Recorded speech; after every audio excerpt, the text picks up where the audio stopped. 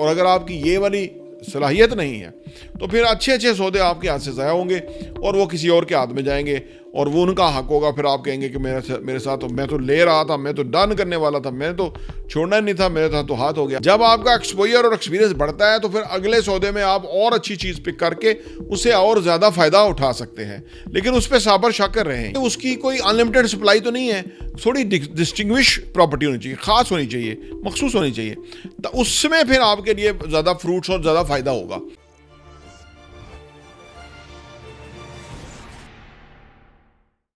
बिस्मिल्लाहिर्रहमानिर्रहीम, अस्सलाम वालेकुम रहमतुल्लाहि व बरकातुहू। मेरा नाम अहमद अकील है, आप देख रहे हैं प्रॉपर्टी वीएन टीवी।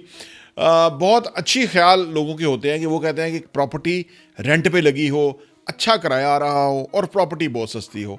अब हम उन्हें कहते हैं कि देखें, जिस बंदे की ये प्रॉपर्टी है उसने 3-4 साल पहले ली थी या उसने इसी नीयत से ली थी, आज वो उससे फ़ायदा उठा रहा है। तो आज अगर आप कोई ऐसी प्रॉपर्टी ले लेंगे, 1-2 साल के अंदर वो आपकी भी प्रॉपर्टी जो है अप्रिशिएट हो जाएगी, रेंटल वैल्यू हो जाएगी, आपको प्रॉफिट और डिविडेंड देना शुरू कर देगी। लेकिन वो कहते हैं नहीं, ऐसा नहीं, कोई ऐसी चाहिए। और यही लोग आमतौर पर ज़्यादातर देखा गया है कि गलत कामों में फंस जाते हैं, क्योंकि ये इनका लालच बहुत होता है। ये समझते नहीं है ना, ये समझते हैं कि अगला बेवकूफ़ है, वो बेच देगा सस्ते दामों हमें और हम किराया वसूल करेंगे। ऐसा तो नहीं होता ना। हर बंदे ने कोई जो प्रॉपर्टी खरीदी हुई है उसने बड़ी सोच विचार समझ बूझ के बाद ही खरीदी हुई है। उससे उसको कितना टाइम लग गया, वो कब से वो इंतज़ार कर रहा है, वो लाइन में लगा हुआ है।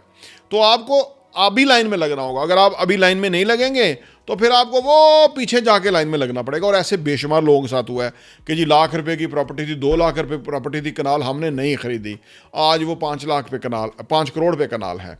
तो ऐसा भी बहुत सारे वाक़यात हैं। तो वो इसी वजह से कि ये वो लोग थे कि जो उस वक्त सोचते थे कि क्या करना, इसकी क्या ज़रूरत है, महंगी है, इतनी लेने की ज़रूरत कोई नहीं है, वो फिर अब पिछले लाइन में लगे हुए हैं। फिर उन्होंने 5 करोड़ की ली, 1 लाख की नहीं ली, 5 करोड़ की ली। ऐसे बेशुमार वाक़यात हैं। आप भी अगर दाएं बाएं लोगों से पूछेंगे तो आपको ये मामला नज़र आएगा। अब सवाल ये पैदा होता है कि अच्छे सौदे या अच्छी डील के पीछे आपको होना चाहिए, लेकिन दैट शुड बी रियलिस्टिक। इरियलिस्टिक जो चीज़ है ना, वो नहीं सही। यानी वो जो चीज़ आपको समझ आती है कि ये इस तरह नहीं हो सकता कि एक बंदा की जो चीज़ है वो औने पौने बेच के चला जाए। ज़्यादातर लोग ये भी कहते हैं जी आजकल हालात नहीं है, तो कोई आपको ऐसा आया तो हमें बताइएगा। ऐसा बंदा असल में मार्केट में नहीं आ ही नहीं सकता, क्योंकि उसको रास्ते में ही कोई ना कोई मिल जाता है, क्योंकि वो मार्केट में नहीं आता। वो उसकी कोशिश होती है कि वो उसको अपने रिश्तेदारों में, जान पहचान में, दोस्त अहबाब में वो चीज़ बेच खरीद ले और पैसा वैसा मिल जाए उसको, तो वो मार्केट में नहीं आता। तो इसलिए ऐसा बंदा होता भी कम ही है। कोई 1 लाख में या 10,000 में एक बंदा होगा, तो आप सोचो वो क्या रेशो है, कोई नहीं है, ज़्यादा नहीं है। तो लिहाजा आपको सिर्फ ये करना है कि आपको प्रॉपर्टी को देखते हुए विजन करना है कि यार इसकी वैल्यू अब आने वाले टाइम में कैसे अप्रिशिएट होगी। तो वो अगर आप विजन करने की एबिलिटी, अहलियत, सलाहियत, कैपेबिलिटी रखते हैं तो फिर आप एज इन्वेस्टर बहुत कमा सकते हैं। और अगर आपकी ये वाली सलाहियत नहीं है तो फिर अच्छे अच्छे सौदे आपके हाथ से ज़ाया होंगे और वो किसी और के हाथ में जाएंगे और वो उनका हक होगा। फिर आप कहेंगे कि मेरे साथ तो मैं तो ले रहा था, मैं तो डन करने वाला था, मैं तो छोड़ना नहीं था, मेरे साथ तो हाथ हो गया। हाथ तो इसलिए हो गया कि आप रियलिस्टिक नहीं थे। अच्छा, जब भी कोई ख़रीदारी करने के लिए जाए ना, तो अपने ऑब्जेक्टिव्स पहले लिख लें कि ये मेरे ऑब्जेक्टिव्स हैं इसको इन्वेस्टमेंट करने के। लेकिन देखें, एक मार्केट चेक करें, सर्वे करें, रिसर्च करें, उसकी लीगलिटी चेक करें, ठीक है ना। हर सेंसिटिव इश्यूज़ को चेक करें, वो आपका हक है, आपको करना चाहिए। लेकिन उसके बाद आप मेरिट पे फैसला करें। ये नहीं कि आप कहें कि ये भी ठीक है, वो भी ठीक है, वो उस कैफियत में भी ना रहें, ठीक है ना। ज़्यादातर लोग इस कैफियत में ही काफ़ी सारा टाइम ज़ाया कर देते हैं, उनको चीज़ इसमें मिल नहीं सकती है। क्योंकि जब आप रियलिस्टिकली होंगे, जब आपकी कैलकुलेशन होगी, जब आपके इन्वेस्टमेंट के ऑब्जेक्टिव्स होंगे और वो मीट हो रहे होंगे, तो वहाँ आप बिस्मिल्लाह करके फ़ैसला करें, वो आपकी फेवर में जाएगा ही जाएगा, डेफिनेट जाएगा, ठीक है। लोकेशन देख लें, लीगल मामला देख लें, पेमेंट प्लान देख लें, सारा कुछ, तो वो आपकी फेवर में जाएगा ही जाएगा। ज़्यादातर लोग जो हैं वो इफ़ एंड बट के शिकार हो जाते हैं। ये इफ़ एंड बट भी बड़ा मुश्किल चीज़ है, बड़ी ख़राब चीज़ है। क्योंकि रियल एस्टेट के अंदर अगर genuine on ground real estate है ना, फॉर्म नहीं है, इवन अ प्लॉट भी नहीं है, तो वो नुकसान नहीं में जा सकता, वो फ़ायदे में ही जाएगा। हाँ, इट्स मैटर करता है कि वो थोड़े फ़ायदे में जाएगा या ज़्यादा फ़ायदे में जाएगा। अगर आप फ़र्ज़ करें पहली दफ़ा आप कोई चीज़ खरीदते हैं और थोड़े फ़ायदे में जाते हैं, तो फिर भी कोई प्रॉब्लम नहीं है, आपका एक एक्सपीरियंस हुआ है। जब आपका एक्सपोजर और एक्सपीरियंस बढ़ता है तो फिर अगले सौदे में आप और अच्छी चीज़ पिक करके उससे और ज़्यादा फ़ायदा उठा सकते हैं, लेकिन उस पर साबर शाकर रहें। ये नहीं कि अब आपने ख़रीद लिया तो अब आप शायद गलती कर गए और अब आप कभी नहीं ख़रीदेंगे। ऐसे भी लोग होते हैं अपने आप को कोसते या गिल्ट में रहते हैं। बिल्कुल ऐसा फिक्र करने की ज़रूरत नहीं है। वो कर लें, इस्तिखारा कर लें, हमेशा इस्तिखारा कर लें, सोच समझ लें, उसके बाद अल्लाह का नाम लेके बिस्मिल्लाह करें, वो आपके हक़ में इंशाअल्लाह ताला बेहतर ही होगा।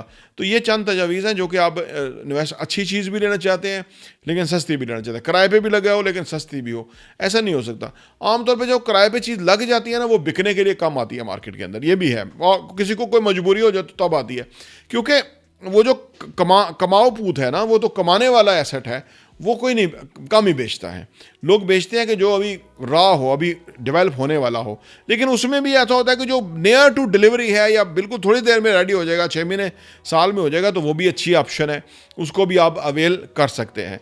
क्योंकि अभी हमारे पास प्रॉपर्टी 100% मुकम्मल नहीं होती, तो करंट किराए पे लेने वाले लोग जो है ना, वो रेंट पे लेने वाले लोग आ जाते हैं।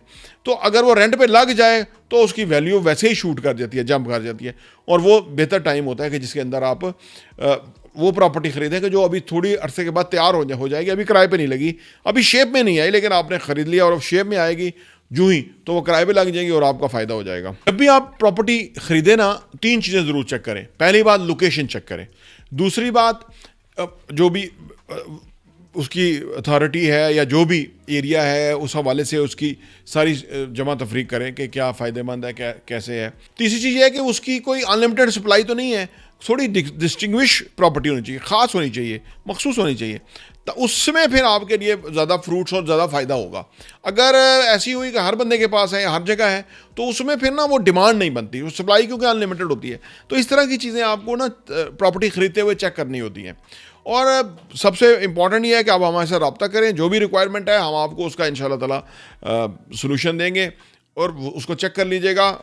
होपफुली आपको वो चीज़ पसंद आएगी। हमारे प्रोजेक्ट मुख्तलिफ स्टेजेस के ऊपर है, फिनिश भी चीज़ मिल सकती है, सेमी फिनिश भी मिल सकती है, हाफ यानी इंस्टॉलमेंट पे हो गई, हाफ होने वाली है, वो भी है, बिल्कुल नई भी है जो ब्रांड न्यू हम शुरू करने जा रहे हैं। डिफरेंट लोकेशंस हैं, कमर्शियल प्रॉपर्टी है, रेजिडेंशियल है, अपार्टमेंट है, प्लॉट्स हैं, हैं जी, घर वगैरह हैं, हर तरह की चीज़ है। आपकी जो रिक्वायरमेंट होगी उसके मुताबिक हम आपको वो सोल्यूशन पेश कर देंगे। तो ये चंद तजावीज़ थी। उम्मीद है आपको वीडियो पसंद आएगी। चैनल को सब्सक्राइब करें, घंटी का बटन प्रेस करें। प्रॉपर्टी टीवी देखने का बहुत बहुत शुक्रिया।